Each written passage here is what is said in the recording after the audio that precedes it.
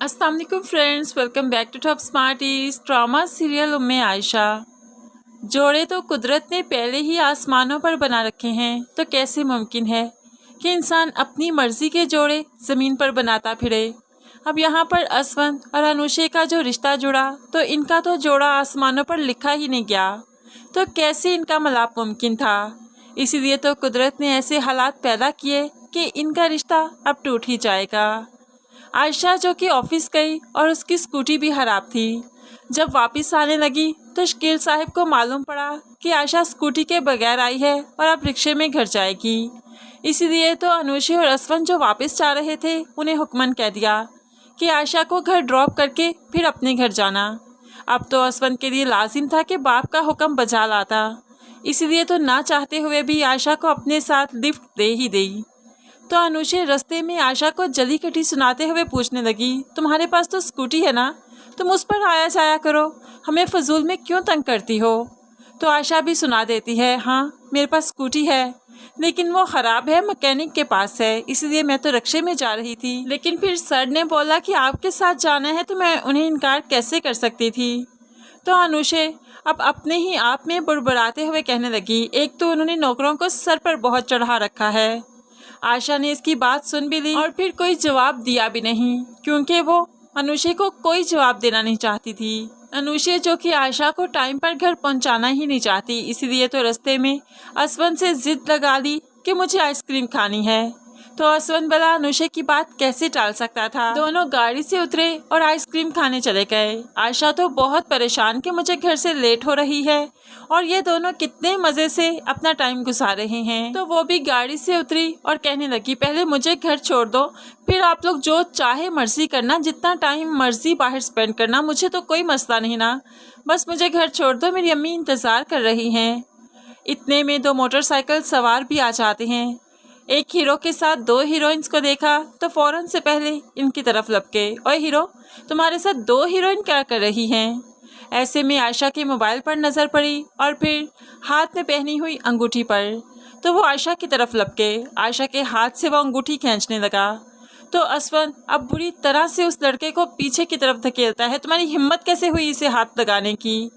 अब तो इन लोगों को भी गुस्सा आ गया कि असवन के ऊपर फ़ौरन से पहले गन तान ली। अनुषे ये सब देखकर जल्दी से गाड़ी पकड़कर यहाँ से खिसक जाती है कि मैं तो यहाँ पर नहीं रुक सकती, मेरी जान ही ना चली जाए, कहीं गोली मुझे ना लग जाए। तो ऐसे में असवन की उन लोगों से काफ़ी हाथापाई हुई कि गोली भी चली और असवन के बाजू पर लग गई।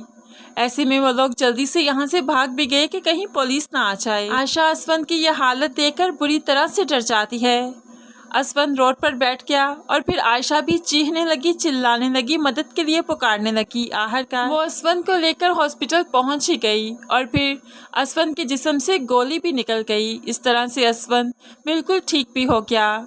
डिस्चार्ज होने से पहले अनुषे असवन के पास आती है, तो अब अनुषे के साथ असवन गिला करता है, तुम वहाँ से क्यों भाग गई थी, मुझे छोड़कर चली गई थी, चाहे मैं मर जाता तुम्हें क्या परवाह थी। तो अनुषे बात को संभालते हुए कहने लगी, नहीं, मैं तुम्हें छोड़कर नहीं गई, मैं डर गई थी, खौफजदा हो गई थी। लेकिन अब असवन को समझ आ गई कि अनुषे के साथ वो पूरी जिंदगी नहीं चल सकता। जो लड़की छोटी सी मुश्किल पड़ने पर साथ छोड़ दे, भला वो जिंदगी की बड़ी बड़ी मुश्किलात में कैसे साथ निभाएगी।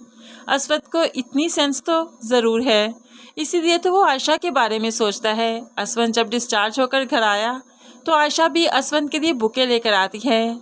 असवन जो हमेशा ही आयशा पर गुस्सा किया करता था, आज आयशा ने जब बुके पेश किया तो असवन कुछ नहीं कह पाया, चुपचाप उसका बुके एक्सेप्ट कर लिया और फिर थैंक यू भी बोला।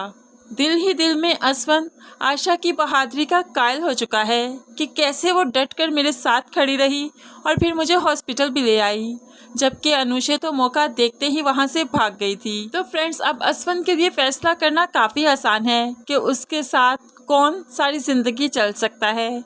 आगे चलकर असवन और आयशा की मंगनी भी हो जाएगी और अनुषे और असवन की मंगनी तो अब यहीं पर ही टूट जाएगी। लेकिन आयशा की मंगनी होने के बाद भी बहुत सी ट्विस्ट एंड टर्न्स इस ड्रामे में आएंगे कि एक बार यह मंगनी टूटने किनारे भी पहुंच जाएगी।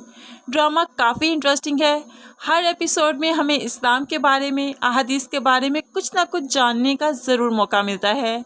इसीलिए ये ड्रामा देखने का और भी ज़्यादा मज़ा आता है। ये ड्रामे कैजुअल रूटीन में भी बनने चाहिए। ये तो सिर्फ रमज़ान ट्रांसमिशन की वजह से इतना अच्छा ड्रामा देखने को मिला। वैसे भी डेली रूटीन में अगर ये ड्रामास देखा जाए तो हमारा ईमान और मजबूत हो जाता है और नॉलेज हमें मिलता है इस्लाम के बारे में, अपने मज़हब के बारे में।